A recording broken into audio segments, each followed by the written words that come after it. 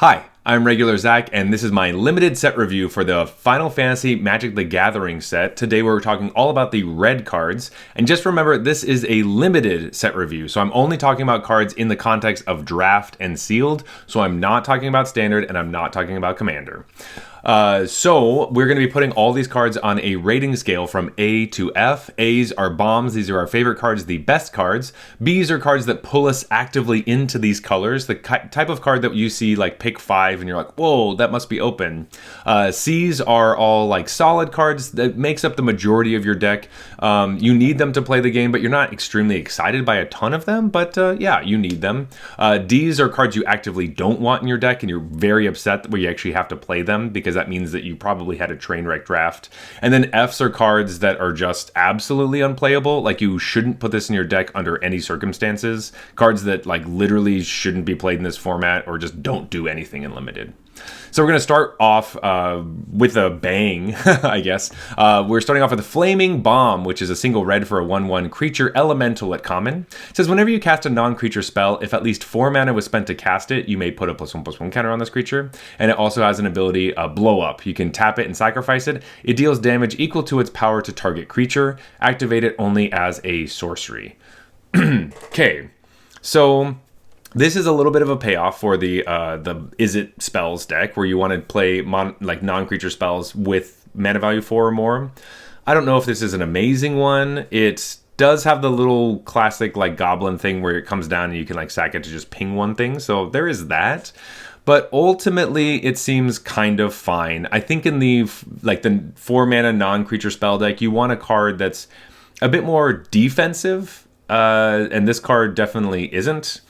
The fact that you can't block sack as well because you have to activate the blow up ability as a sorcery kind of sucks.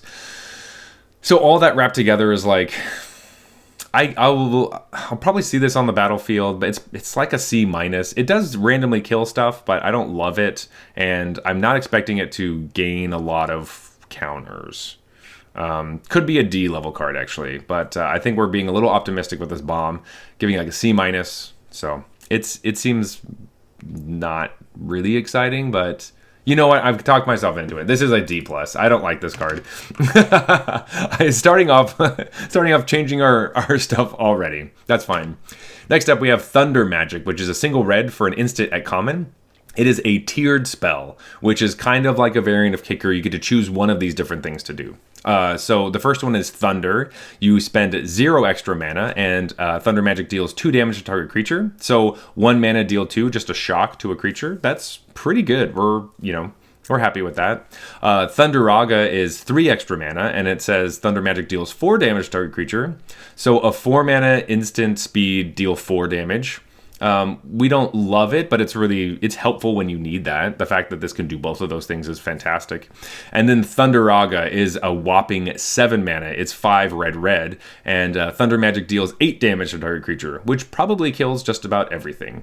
Yeah, this is a great card. This is going to do a lot of things that you need. The fun thing about this as well is that it goes in a deck that cares about casting a lot of cheap spells, similar like the Rakdos deck has a lot of wizard stuff going on, so you want to be able to do this. It also goes in the decks that care about the 4 mana non-creature spells because Thundera does cost 4 mana, so it does trigger that thing. All that wrapped up into this deck, this card, sorry. I like this a lot. Thunder Magic is like a B-. You're going to be really happy to play this card, and you're probably going to try to get as many as you possibly can.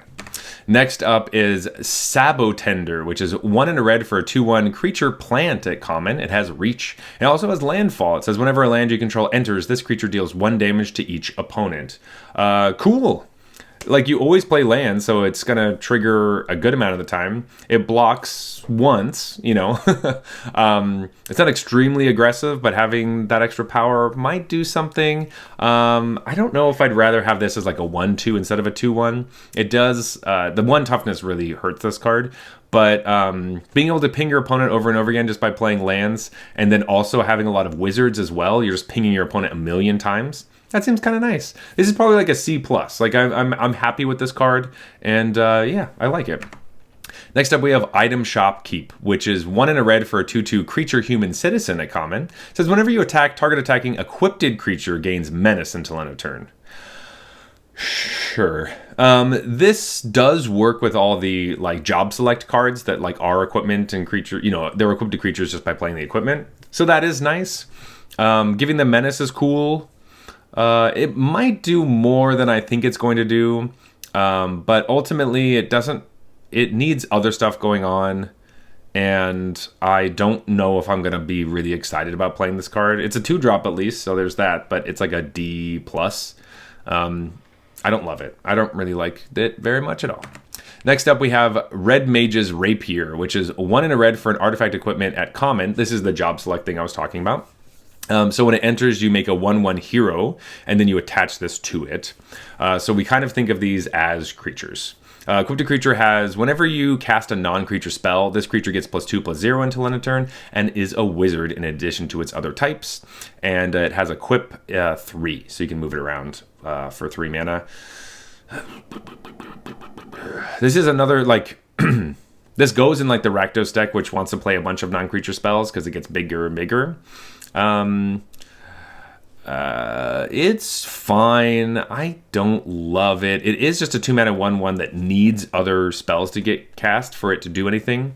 But any sort of like pump spells or different things like that make this quite a bit stronger. It's probably just like a C- though. Like, I'm not obsessed. Honestly, I think they nerfed a bit of these like job select cards. I'm not really obsessed with any of them, but it does make, you know, an artifact and a token for any sacrifice decks, but you don't really want to be playing this in your sacrifice deck anyway. Yeah, C- because you can move it around, I guess. I don't know. I'm not in love. Next up, we have Haste Magic, which is 1 in a red for an instant at common. Target creature gets +3/+1 and gains haste until end of turn. Who would have thought? And then exile the top card of your library. You may play it until your next end step. Okay. All right. 2 mana for the haste thing is hard because you have to play the creature on the same turn. So adding 2 mana to whatever creature you're playing, it does get a significant boost, and you get to draw a card essentially. So, you know, there is that. I kind of wish we lost a little bit of the power and toughness and just this costs 1 mana. I'd be a lot happier. But yeah, I'm skeptical about this card. I think they're pushing this to be a bit better. They want this to be really strong, but I think there's a lot of expensive cards that you would want to be giving haste to, and adding 2 mana to that is too difficult. This is probably like a D level card, but a D+ because you get to draw a card. So, but I'm not excited to put this card in my deck. I don't think it's phenomenal. I am excited to put this card in my deck. This is Suplex. It's 1 in a red for a sorcery at common. Choose 1. Suplex deals 3 damage to target creature. If that creature would die this turn, exile it instead, or exile target artifact. And this guy is trying to suplex a train, it looks like, which is crazy. But anyway, so it is a sorcery. That sucks. But you do have this nice flexibility with the Abrade. Abrade is really great, and there is a lot of like vehicles and stuff. There is a train. There is a phantom train. I think this is probably alluding to that. And you can just exile that. And there is a lot of graveyard stuff going on, so exiling stuff will probably matter for both of the modes. This card just seems really nice. The sorcery part does hurt it quite a bit, so I am gonna just give this like a C+. But we are happy to have it. The flexibility is really nice. Yeah, just a good card. Next up, we have Mysidian Elder, which is 2 and a red for a 1/3 creature human wizard at common. It says when this creature enters, create a 0/1 black wizard creature token with whenever you cast a non-creature spell, this token deals 1 damage to each opponent. These are the wizard tokens I was talking about, where you want to cast a bunch of different spells. 3 mana 1/3 that makes a 0/1. Like, there's not a lot of power there, but I think you're going to want this card a lot in that deck. And making more pieces of cardboard, like giving more creatures, is always something we're looking for. I think this one will be very helpful in that deck because you get to block with the Elder and keep this stupid wizard around and kill your opponents with a bunch of these. This is probably like a B-. The cards that do stuff like this are very strong, and I'm very happy with this. So, yes. I like this Elder a lot, and I'm excited to play that Rakdos Spelly deck. It looks very fun. Next up, we have Summon GF Ifrit, your girlfriend Ifrit. Or I think it's Gigaform is actually what it is, but I'm going to say girlfriend. So summon a girlfriend Ifrit. It's 2 and a red for a 3/2 enchantment creature saga demon at common. It has 4 chapters. The first 2 are the same, and the second 2 are the same. The first ones are you may discard a card. If you do, draw a card. Sure. And then the second 2 are both add red mana to your mana pool. So it ramps you a little bit in the end. Hopefully the cards that you were drawing, you get to now play. It gets 2 attacks, which most of the summons only get 1, so that's really great as well. And you cannot underestimate Rummaging. Rummaging can be very powerful. So this is all kind of wrapped up into a card that I do like this. It's probably, like, it does a ton of stuff. I'm probably going to give this like a B- as well. I'm excited to play with these summons, and a card that's just saying, hey, get lands out of your hand. I'll give you the mana later. That's pretty cool. So it does also give you a little bit of that when you're trying to play your spells. Very sweet and aggressive card. Yeah, sweet. Thanks, GF Ifrit. Next up, we have Laughing Mad, which is 2 and a red for an instant at common. As an additional cost to cast this spell, discard a card, draw 2 cards, and then also has flashback for 3 and a red, which lets you play it from your graveyard. I think that we're not going to need cards like this necessarily. It might come in handy. The first mode costing 3 mana is annoying because usually this just costs 2. But the flashback is really huge. Being able to do this twice is really great.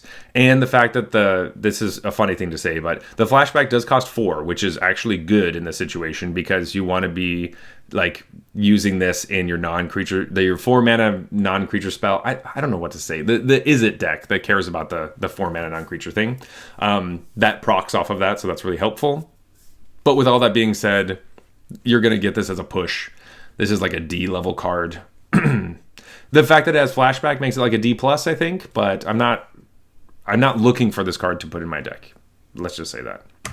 Next up, we have Warrior's Sword, which is 3 and a red for an artifact equipment at common. It has Job Select.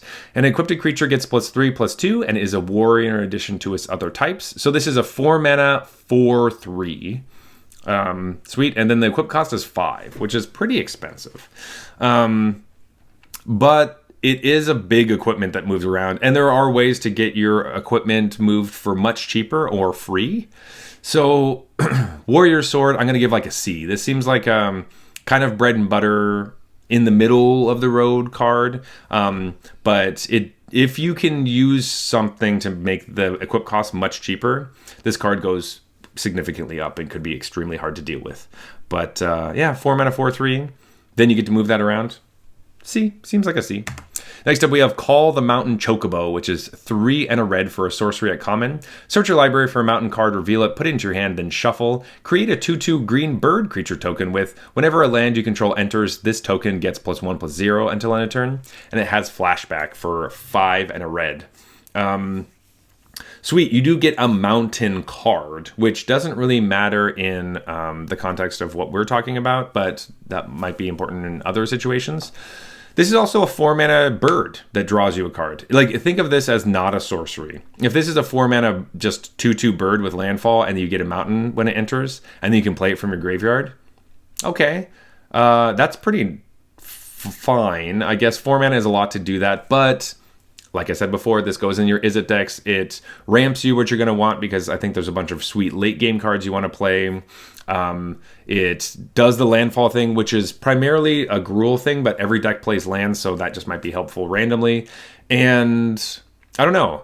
The funny thing is that it costs 4 mana specifically for the Is It deck, and there's a lot of cards that are kind of like that. This one's probably like a C. I'm not extremely excited to play this card, but yeah, you know, being able to flash it back is really nice, and making sure to hit your land drops is great as well. So it doesn't fix you because it's not a green card, but yeah, making sure you get your lands, that's nice. Just a C level card for Mountain, called the Mountain Chocobo. Next up, we have Light of Judgment, which is 5 and a red for an instant at common. Light of Judgment deals 6 damage to target creature. Destroy up to 1 equipment attached to that creature. I think the equipment part isn't going to matter all that much, but 5 mana deal 6 at instant speed. you'll want to play that card. It is a C though. It's not you're not really excited to take this card, but you'll need it because you'll need removal spells. And every once in a while, it'll blow up an equipment, so that's kind of cool. But in the end, you'll have to play it, but it's expensive, so that's kind of a bummer. Next up, we have Hill Gigas, which is 4 red for a 5/4 creature giant at common. It has trample and haste. It also has mountain cycling, so you can pay 2 to cycle it and go get to mountain. I'm going down on these mountain cyclers or land cyclers. I think they're a lot worse than I used to think. You usually want to be doing more with your turns than just cycling this for a mountain. 5/4 haste is kind of nice with the trample, so it might just come down randomly and kill your opponents. But you can't play too many of these. The fact that it has haste, so it does come out of nowhere and can do that, I think it's like a C-. We're not super excited by this card, but I'm hoping I'm not playing too many of these. But I could see myself playing this card just because if I do get to cast it, it does something immediately, which is something. But C-, D+. I'm going to give it a C- just to be nice. But these cards are not nearly as good as they used to be, I guess. Next up, we have the uncommons. We're starting with Freya Crescent. It is a single red for a 1/1 legendary creature rat knight at uncommon. It has jump, so during your turn it has flying. And you can tap it to add red mana to your mana pool. Spend this mana only to cast equipment spells or activate an equipment ability. So a 1 mana 1/1 mana dork that helps you equip stuff or play equipment, so you get to ramp into some of your equipment stuff. And it also helps you put things on people or herself because she has flying, so that's nice. I think all this kind of wraps up into like a really interesting card, and being able to ramp in red is not normal. And I think it's going to be really helpful. I think this is probably like a B, like in that right deck where you're ramping out your equipment, accelerating on turn 1. It's very good. There's a reason why Llanowar Elves is phenomenal. Obviously, this can't do everything, but hey, when most of your creatures are equipment anyway, you're ramping lots of stuff. So all your job select cards go way up if you find a Freya. I think you're very happy to play this card. Next up, we have Coral Sword, which is a single red for an artifact equipment at uncommon. It has flash. It says when this equipment enters, attach it to target creature you control. That creature gains first strike until end of turn. Equipped creature gets +1/+0, and the equip cost is 1. So this is like a combat trick. Instead of being a spell, it's actually an equipment, which is kind of nice, so it does stick around. You only get the first strike the first turn, so that's annoying. But you could use Freya. You could like block with Freya, tap it, play the Coral Sword on it, gets +1/+0, and first strike. Maybe that does something. In the end, I think I'm going to have so many equipment cards in my deck that are creatures that I don't know how many slots I will have available for ones that are not creatures. So this is just kind of a combat trick that is fine. It does cost 1 mana, which is really, really helpful. So be wary of that. But I still think it's probably like a C-. Yeah, I'm not in love. It does, attach though. So it doesn't just sit there. That's good, but probably like a C-. Next up, we have Fire Magic, which is a single red for an instant and uncommon. It is a tiered spell again, so you get to choose whichever one of these you want to do. You could do Fire, which is just a single red for Fire Magic deals 1 damage to each creature. Cool. Fyra is 2 in a red for deals 2 damage to each creature, and Fyraga is 5 in a red to deal 3 damage to each creature. Yeah, I think Fire Magic is pretty cool. The fact that it deals damage to everything is nice, and it's funny that there's a Black Mage on here because this kills Black Mages so easily. Just a single red, destroy all the Black Mages. It's funny that red and black both have cards that just destroy Black Mages, and those are the cards they care most about. So I guess they're kind of good in the mirror match, or not really because you just kill your own ones, so maybe not. But anyway, having a board wipe, pseudo board wipe, being able to go to 2 mana or to 3 mana, I don't know. I think this does a lot of stuff, but it is kind of awkward in this red deck that you're going to be dealing so much damage to everything. I don't know if you're super stoked on playing this card. I think it's kind of like a C because it does blow up your own strategy. So it's a cool card, but I think that it's kind of rough that it's in red. Yeah. You're going to need to play much bigger things or a lot of like 1/3s for this to be exciting, unfortunately. Next up, we have Prompto Argentum, which is 1 in red for a 2/2 legendary creature, human scout at uncommon. It has haste. So 2 mana 2/2 haste. Sweet. It also has an ability, Selfie Shot. Whenever you cast a non-creature spell, if at least 4 mana was spent to cast it, create a treasure token. Yeah, Prompto seems cool. Just a 2 mana 2/2 haste is nice, and then when you cast non-creature spells that cost a lot, you get some treasure to help you cast more expensive spells. So that's kind of nice. But ultimately, this is just a 2 mana 2/2 haste to me. So that's like a C. Yeah. Yeah, just a C. Next up, we have Opera Love Song, which is 1 in red for an instant at uncommon. It says choose one. Exile the top 2 cards of your library. You may play those cards until your next end step. Or 1 or 2 target creatures each get +2/+0 until end of turn. Okay, we had a very similar card like this in the last set in Tarkir Dragonstorm, except it cost 3 mana, and it did a couple different things, but the 2 mana is really great. And these spells that cost 2 mana where you get to exile the top 2 cards and play those until your next end step, a really good way to get card advantage. It does have instant speed, so you can play this on your opponent's turn, and then you get the cards with full mana on your turn, which is really nice. And every once in a while, you use the next ability where you get to like pump your creatures, but the majority of the time you're trying to draw off of this, and it will help you like on turn 2. You can do this just to look for your lands because you get to play those as well. So this all wraps up into like Opera Love Song is probably like another just bread and butter C card. I don't think it goes any higher than that. But I'm super happy to play Opera Love Song. And yeah. But if I don't have it in my deck, I'm not going to miss it too much. But I'll definitely play this card. Next up, we have Self-Destruct, which is 1 in red for an instant at uncommon. It says target creature you control deals X damage to any other target and X damage to itself, where X is its power.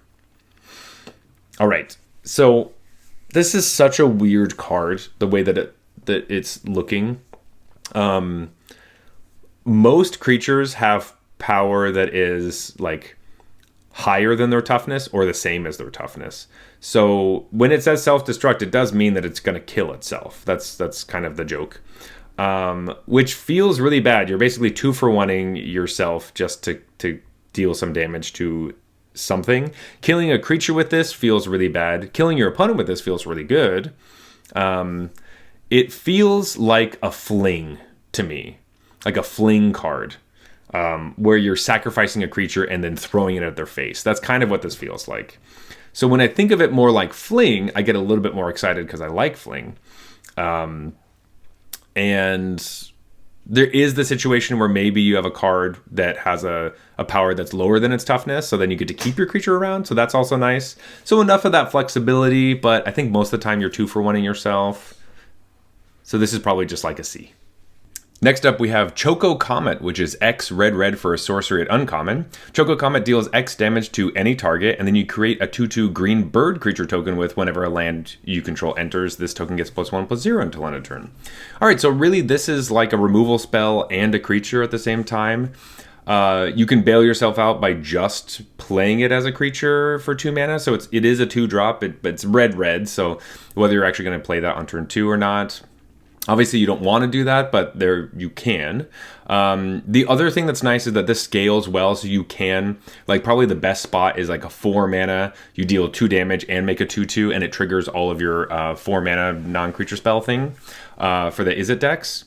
But it also is a nice spell that's also a creature for like the Rakdos decks, and it goes in the Gruul deck because you want to be able to have a bunch of landfall creatures. I don't know, this card seems pretty good. It scales well, and you get to just shoot your opponent in the face if you draw it late. This seems awesome. I'm gonna give this like a B- because Choco Comet looks nice. Love me fireballs. Next up, we have Queen Brawn. It's 2 and a red for a 2/1 legendary creature, human noble at uncommon. It has prowess, which is just whenever you cast a non-creature spell, it gets +1/+1 until end of turn. And whenever Queen Brawn attacks, you create a 0/1 black wizard creature token that has the whenever you cast a non-creature spell, this token deals 1 damage to each opponent. Yes, a 3-mana 2/1 with prowess, but every time you attack, you create a token. That seems pretty good. Like, you will most likely get a token out of this, and your opponent's going to be pretty scared when you attack into them and be like, do you want to block? I might be able to, prowess this up so that it actually, doesn't die in the attack. But you get some cardboard out of it. The 1 toughness is the hardest part, and it wants to attack. So there is that kind of issue, but ultimately I like Queen Brawn a lot. And I'll probably I had this at C+, but I think I'm being generous. I'm going to give this a B-.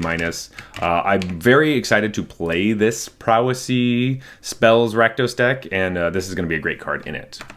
Next up, we have Samurai's Katana, which is 2 and a red for an artifact equipment at uncommon. It has Job Select, and equipped creature gets +2/+2, it has Trample and Haste, and is a samurai in addition to its other types, and the equip cost is 5. So this is a 3-mana 3/3 Trample Haste.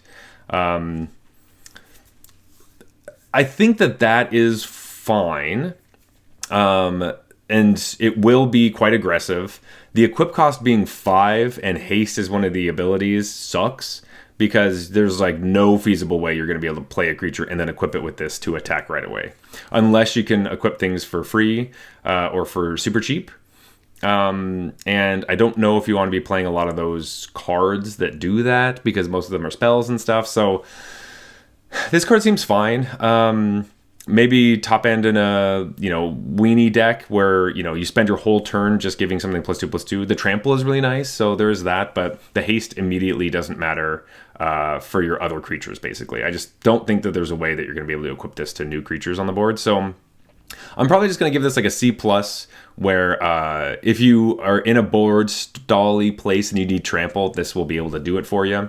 And a 3-mana 3/3 haste that attacks, maybe trades with something, and then you could throw this on like an 0/1 or literally anything. I think it's fine, but not phenomenal. It's just a C+ for the Samurai's Katana. Maybe like a C, actually. Now that I think about it, there are some other cards that probably like more than this that are at C+, so just a C for the Katana. Next up, we have Unexpected Request, which is 2 and a red for a sorcery at uncommon. Gain control of target creature until end of turn. Untap that creature. It gains haste until end of turn. You may attach an equipment you control to that creature. If you do, unattach it at the beginning of the next end step. So this is similar to, there's a blue version that like steals an equipment for your creature. This steals a creature, and then you get to put your equipment on it. Kind of weird, but it's nice that you get to just like auto equip something. It doesn't do the thing where if it was a creature you already controlled that it leaves the equipment on it. It always unattaches the equipment, so that kind of sucks. The use case of this being able to like target your own creature and then you put your own equipment on it, and like you spend 3 mana instead of 5, like the last one or something. That would be kind of nice. It is sorcery speed though, so you're not going to be doing any real shenanigans with this. It seems okay. Like, there is a sacrifice deck that might want to steal creatures, and the equipment part just seems kind of like a little bit of a bonus, but ultimately this is probably just like a C. I don't want to play too many of these if I can't sacrifice the creatures. If I have a Phantom Train, I'm really excited to have this card, but other than that, yeah, it seems like a C.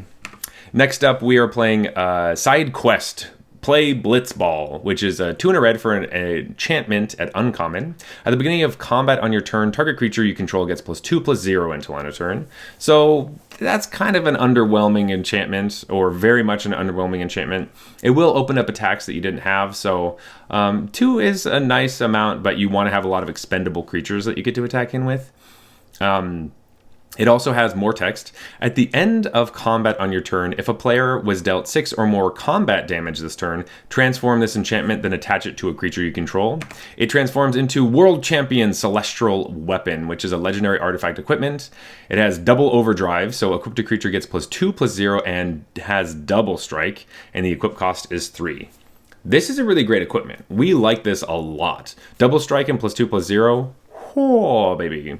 And flipping it doesn't even seem that difficult, and it already attaches to something, right? So we basically just spend 3 mana, and you just hope that you're aggressive enough that you can deal the 6 combat damage. This helps you do that.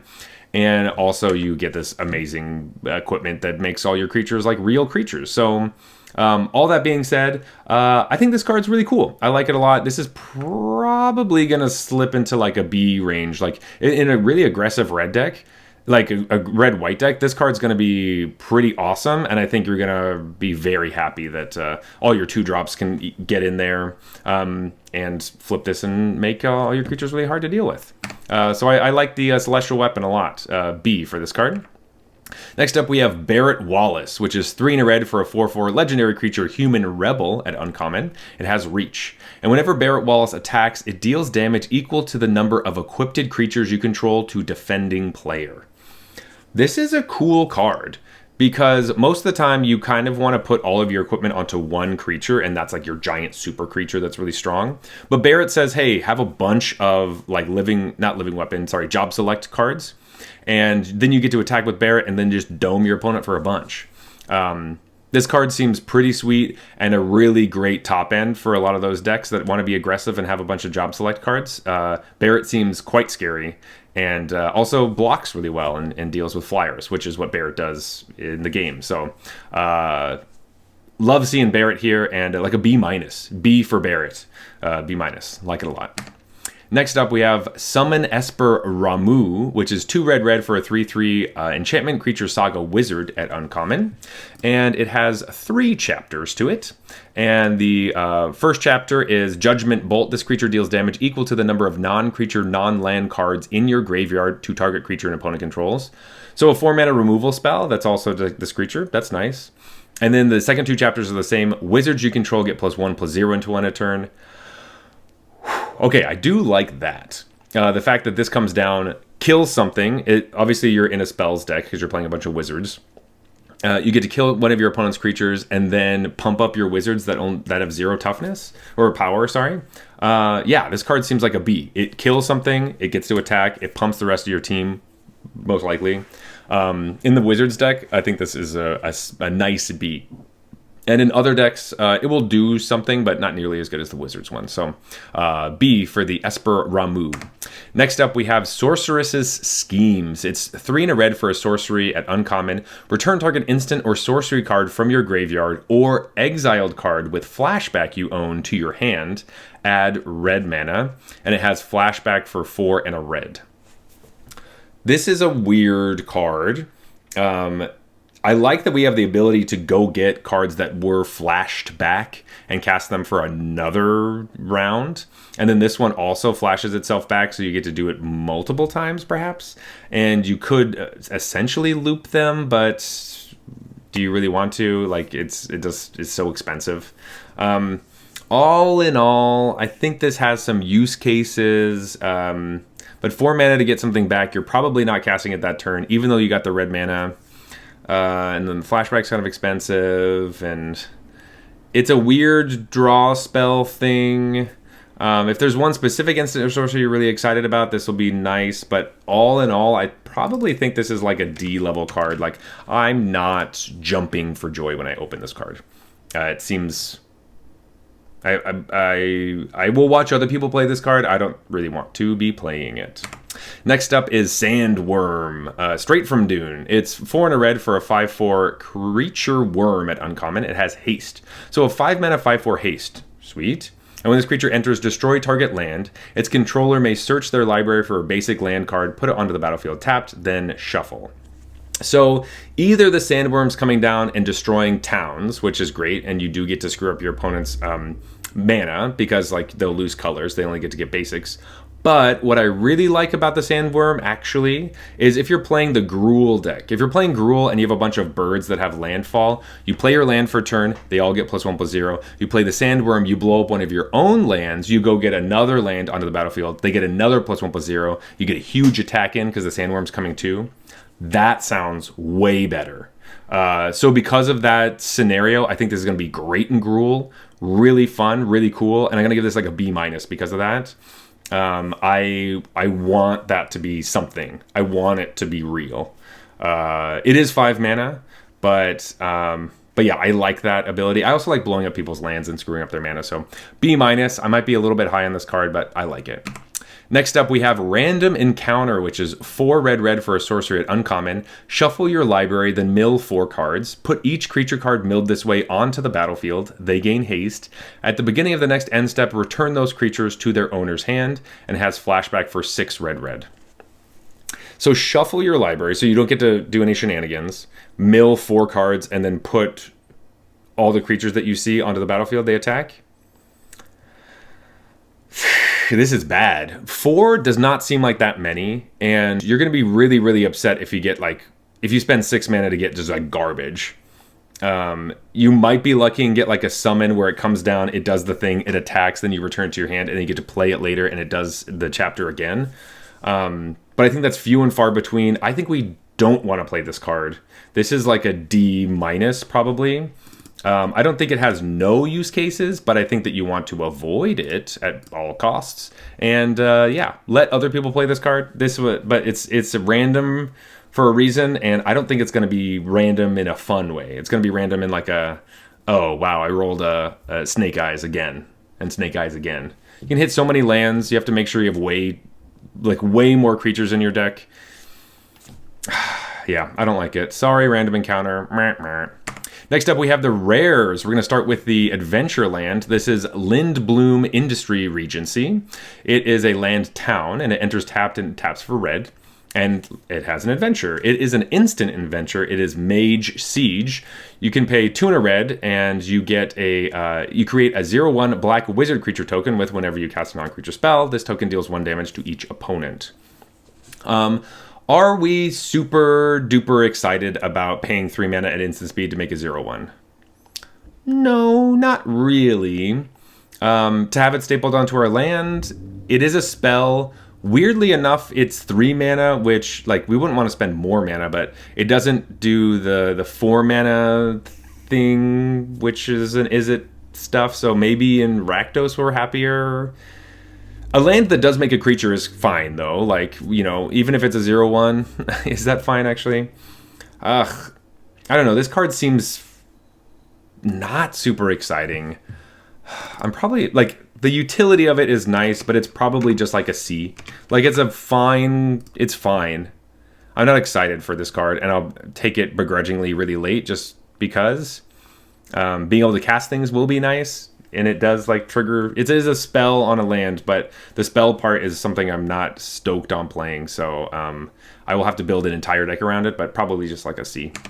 Next up, we have Rabam, Bull of Allah Migo. Wow, I butchered the crap out of that. This is 1 and a red for a 2/2 legendary creature, human warrior at rare. It has ward, pay life equal to Rabam's power. So pay 2 life at the beginning. It says whenever it attacks, attach up to 1 target equipment you control to target attacking creature. Nice. So this is the cheating cards that we were looking for. This is a really good card in the equipment decks where you're play this on 2. Next turn you play a 3 mana equipment. Maybe job select, you make the 1/1. You attack, you put it onto this guy. He's hard to deal with if his power gets really big. Your opponent is just going to take a bunch of damage, which that's all you care about anyway.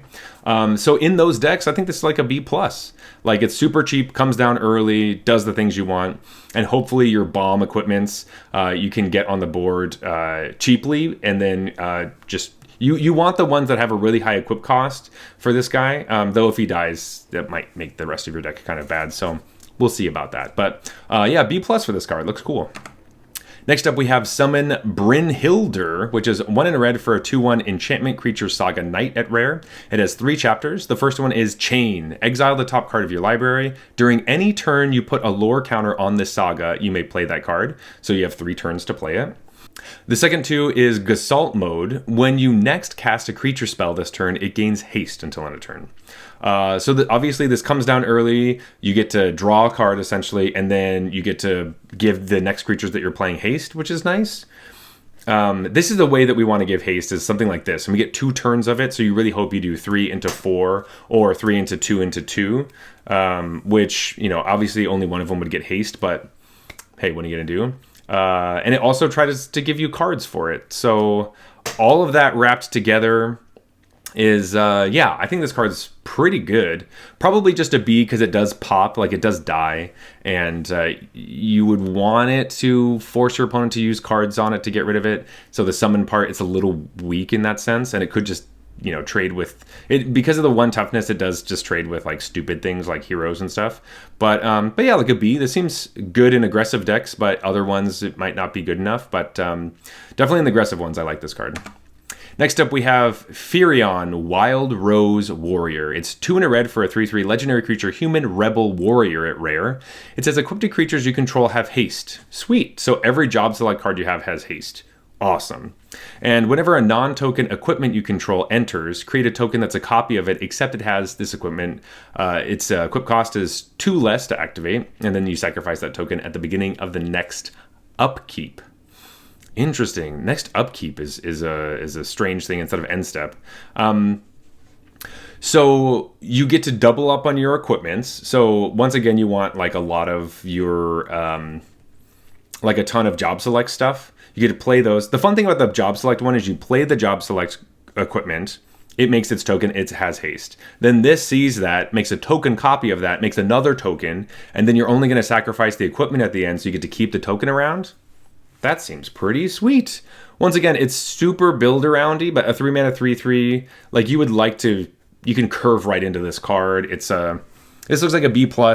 I don't think it's amazing because you do need, like by itself, it does literally nothing. But yeah, B+ for Firion. Cool card. A lot of like these rares for the equipment decks, it seems like you're going to need them for those decks to work out, but they're going to be really scary when you do have them. Next up, we have Van Street Thief, which is 2 and a red for a 2/2 legendary creature, human scout at rare. It says whenever one or more scouts, pirates, or rogues you control deal combat damage to a player, exile the top card of that player's library. You may cast it. If you don't, create a treasure token. Whenever you cast a spell you don't own, put a +1/+1 counter on each scout, pirate, and rogue you control. Of course, this is a scout, so it works off of itself. So all that is really nice. You do have to get in there to hit them, and you don't get the treasure token to cast the spell like a Ragavan. You do, it's one or the other. But putting counters on this when you get to cast those spells is nice, and then it makes it harder for your opponent to block the following times.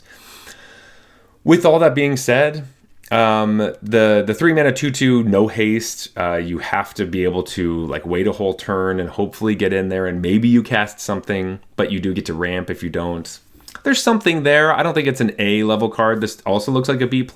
Really cool though. But yeah, it's not like this crazy bomb. Seems fun in like a commander deck where you're trying to get all these things together. The Scout Pirate Rogue thing is kind of weird. There might be some stuff in the set, but ultimately this doesn't seem... It seems like it will do some stuff every once in a while. As B+, B+ might be a little too high, but I do like being able to draw cards when you attack. So this has the ability to do that, and at the very least stops your opponent from getting those cards. So there is that. Unfortunately, you don't get lands, but you do get treasure. So, all right, B+ for Van. Next up, we have Zel Dinch, which is 2 and a red for a 0/3 legendary creature, human monk at rare. And it says you may play an additional land on each of your turns. Zell gets +1/+0 for each land you control. And at the beginning of your end step, return a land you control to its owner's hand. Okay. Sweet. This is really, really cool. The returning a land you control to your hand is very interesting. If you have some of the adventure cards, I kind of like that.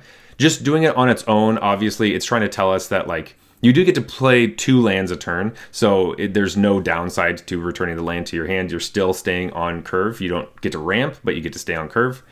And this is absolutely a Gruul card. You want all of the birds to get all your landfall triggers to, you know, play the lands back on the battlefield.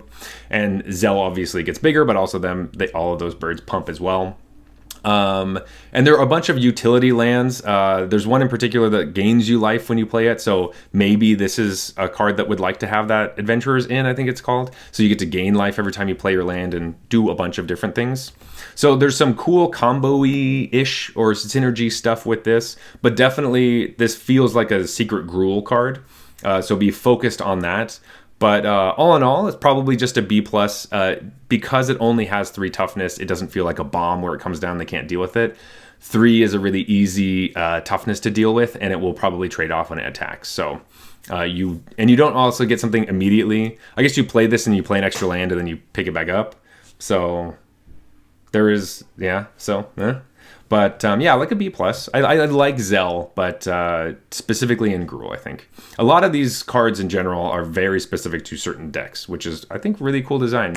Next up, we have Sefer Almacy, which is 3 and a red for a 3/4 legendary creature, human knight at rare. It says whenever a creature you control attacks alone, it gains double strike until end of turn, and it has Fire Cross. Whenever Sefer deals combat damage to a player, you may cast target instant or sorcery card with mana value 3 or less from your graveyard without paying its mana cost. If that spell will be put into a graveyard, exile it instead. And of course, the joke is that when this attacks alone, it gets itself double strike. You get to hit your opponent twice, so you get to cast 2 spells. This card looks awesome. There's another version of this card that's like a, I think it's actually the creature that's in the blade right there. It's a gold card that does the same type of thing, almost the exact same card, except for it's for permanence.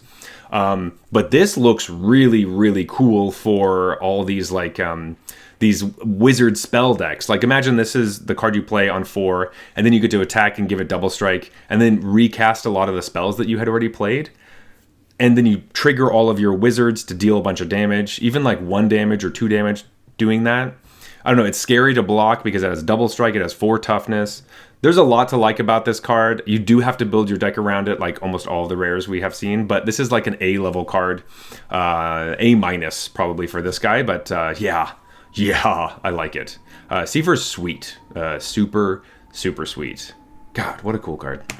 All right, next up we have Summon GF Cerberus. Once again, our girlfriend Cerberus.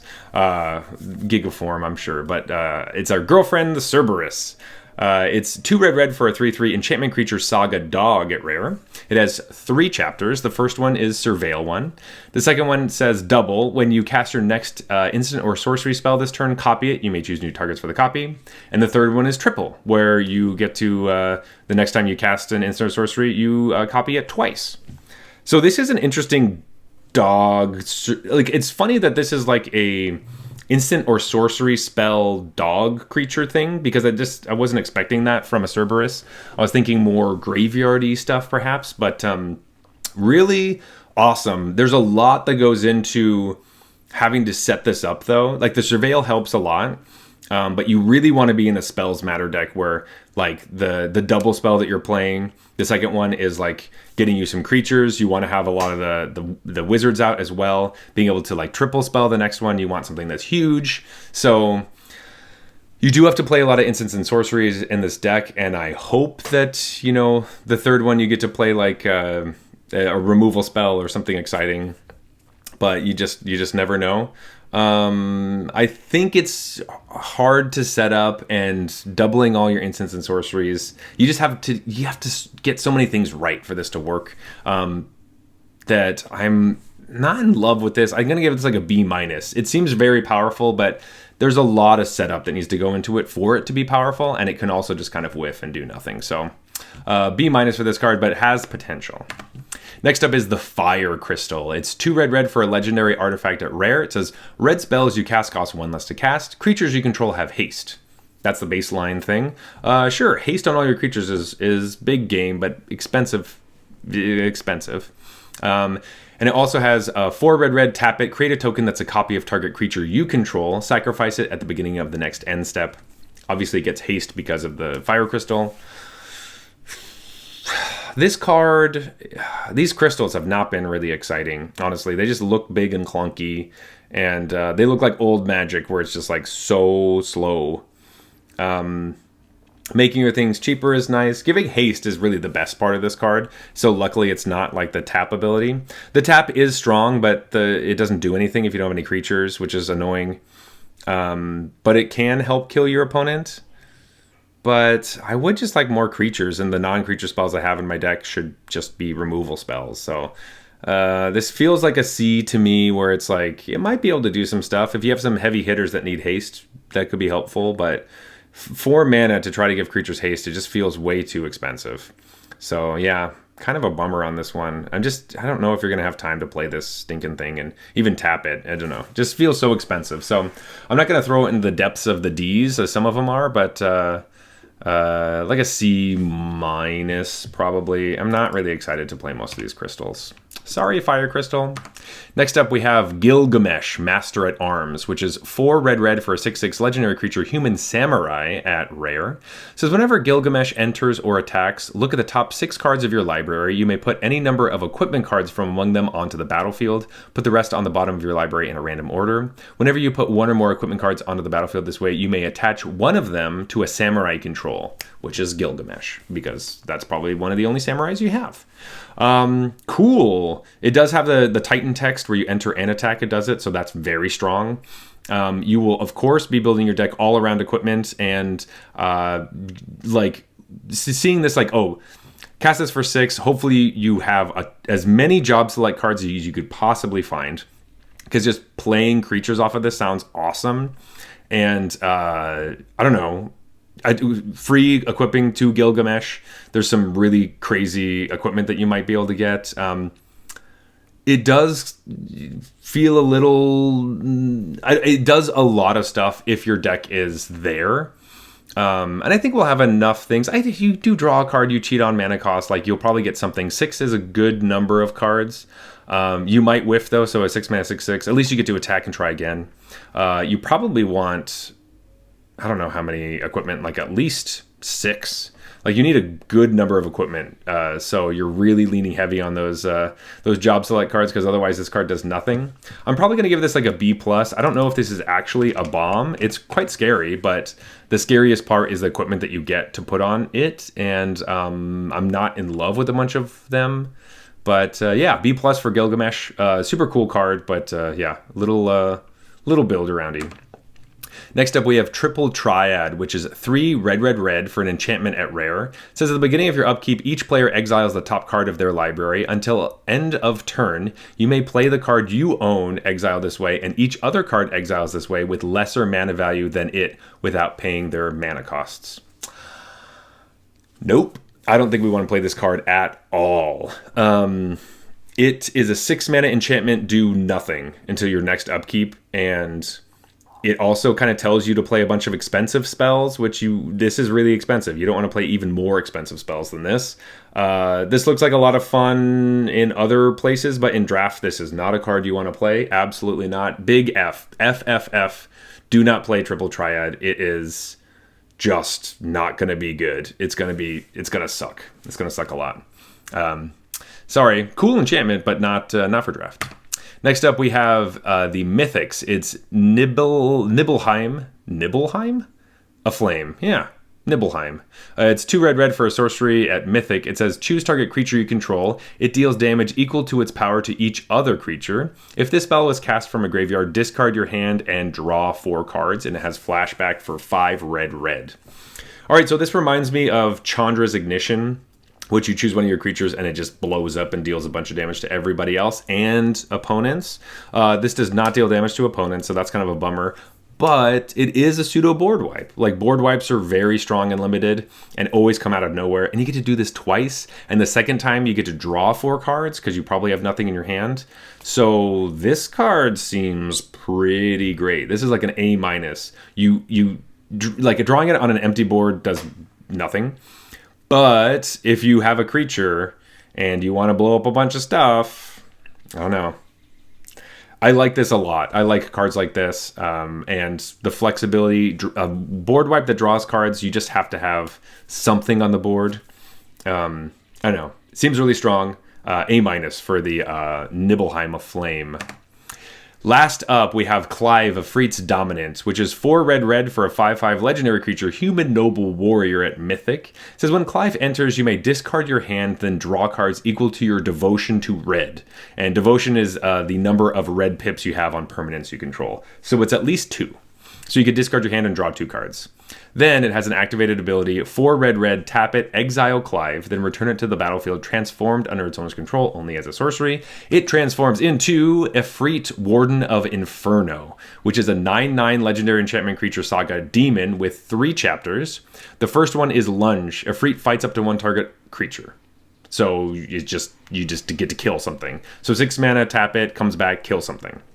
The next two are the same. They are Brimstone. You add red, red, red, red, red, red, red to your mana pool. If a Freet has 3 or more lore counters on it, you exile it, then return it to the battlefield as Clive. And then you get to discard your hand and draw cards again if you want. And you have the red, red, red, red from this card, and you get to cast things from your hand. Hopefully you have a bunch of red cards that you want to cast, but then you get to do the dance all over again.